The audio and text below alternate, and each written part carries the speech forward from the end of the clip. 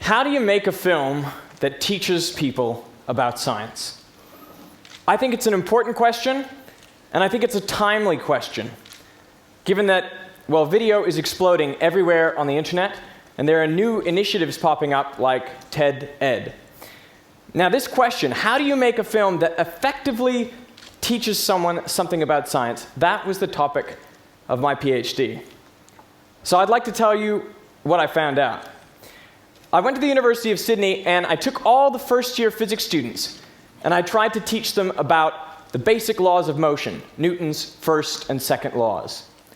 So I sent them away to their homes, and I asked them to go online and sit a 26-question multiple-choice test. Here's a sample question, just so you get a feel for what I was asking them. Imagine a basketball player shooting from the free throw line. After he releases the ball, the forces on the ball are A, upwards and constant, B, upwards and decreasing, C, downwards and constant, D, downwards and decreasing, or E, tangent to the path of the ball. I want you to take a minute and think about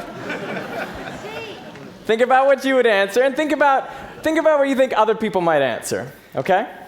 So then we would get the students to rate their confidence in their answers. How confident are you that this is correct? I should mention that that is not the exact Likert scale that I gave them, but it's, gets the idea across. Okay. And then I would randomly assign these students to watch one of several videos about Newton's first and second laws. They lasted about 8 to 10 minutes. So in a standard exposition video, I would say something like this to them. Well, we would state Newton's laws, and then we would apply it to a real-world example, like a juggler. I can't juggle, so I've got one ball. Anyway, so we would say something like, while the ball is in the air, there's only one force acting on it throughout its flight. That's the force of gravity. It's constant, and it's downwards. We'd actually animate a little arrow on the ball as it goes up and down in slow motion. Okay, so obviously the answer was C, whereas most people usually pick B to that question. Okay, so after watching this video, the students would sit the exact same 26-question test. I wanted to see, had they changed their minds about any of those questions? And I also interviewed a couple students to see what did they think about the video. Did they like it? Did they think that they learned something from it? And here's what they told me. Well, they said, Derek, that was a great video. It was clear. These are the most common things they said. It was clear, it was concise, it was easy to understand. That's good. And then I looked at their confidence scores. How did that change on average? Well, on average, it improved by about a point. Okay, everything's looking good, but how much did they learn? Well, on the pre-test, they scored 6 out of 26. And I can tell you there were basically direct answers to at least 14 of those questions, but how much did they pick up? The average on the post-test was 6.3. What happened? They thought they learned, but their scores didn't change. Well, one of the students told me, in the video it said, the ball is slowly decreasing in force. They thought there was some upward force in the ball, and they thought that was presented to them.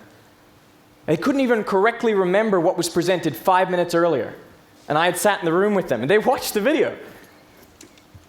The thing is, in science, students don't know nothing about what we're trying to teach them. They actually know lots of things through their interaction with the world. It just turns out that these things are wrong, scientifically speaking. So when you present something, the student thinks they already know it, and they don't really pay utmost attention. They don't realize that what's being presented differs from their prior knowledge, and they just get more confident in those things that they were thinking beforehand. So actually, a clear expository summary is worse than no instruction at all. I mean that very seriously. So how do you get students to engage? Well, I tried a different approach. I put 2 people in a video, and I got one to voice the common misconceptions. And then the tutor would kind of indicate, okay, that's not quite right, and they would work it out through a social dialogue. But I mean, we would even animate the misconception on the ball without telling anyone it was a misconception. They had to work that out through the social interaction.